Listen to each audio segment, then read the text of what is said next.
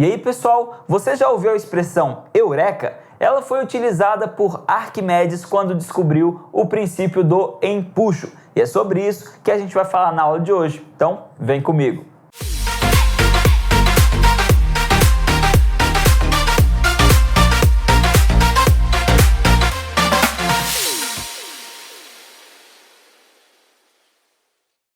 Bom, pessoal, na aula de hoje a gente vai falar sobre um outro princípio da hidrostática, que é o princípio de Arquimedes, tá bom? Arquimedes é aquele cara da historinha que saiu gritando eureka, eureka, porque ele tinha descoberto o empuxo, tá bom? O empuxo é uma força, tá? E ele descobriu o seguinte: o princípio de Arquimedes é o seguinte: todo corpo imerso em um fluido, qualquer que seja líquido ou gás, sofre a ação de uma força vertical para cima. Então, se eu tenho um fluido e tenho um corpo lá dentro, necessariamente esse corpo vai sofrer uma força para cima, vertical para cima, certinho? E como que eu faço para calcular a intensidade dessa força? Bom, o empuxo vai ser igual à densidade do meu fluido, tá? Vezes o volume deslocado daquele fluido, vezes a gravidade, tá bom? O que é o volume deslocado? E para ser bem sincero, é a única coisa mais complicadinha aqui quando a gente está falando de empuxo, tá bom? Imagina o seguinte: eu tenho um recipiente com um bloco, tá? Esse bloco ocupa um volume, certo? O que a gente tem como volume deslocado?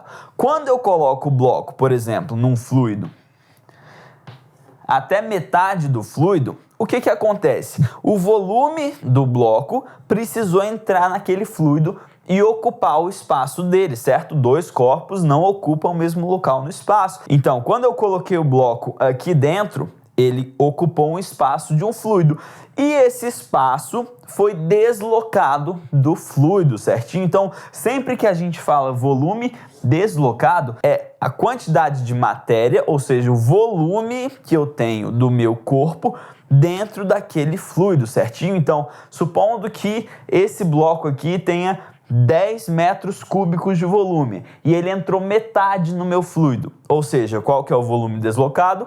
Vai ser metade dele, porque se metade está dentro do fluido, metade está fora, metade do volume vai ser o volume deslocado que ele precisou deslocar esse fluido, ou seja, 5 se ele tem 10, certinho? E isso então faz com que a gente entenda como funciona o empuxo, certo? Por quê? Imagina o seguinte: você está tomando uma água gelada e coloca uma pedrinha de gelo ali para ficar ainda mais gelada, tá bom? Por que aquela pedra de gelo não vai afundar? Apesar dela ter o peso jogando para baixo, eu tenho um empuxo jogando ela para cima. E aí a gente faz todas aquelas análises de força que a gente aprendeu lá atrás para determinar como que vai se dar esse equilíbrio, tá bom? Existem coisas que afundam, existem coisas que não afundam e isso vai depender sempre da relação entre peso e empuxo, certinho? Na próxima aula a gente vai fazer uma questão para treinar melhor esse conceito de empuxo. Eu te vejo lá.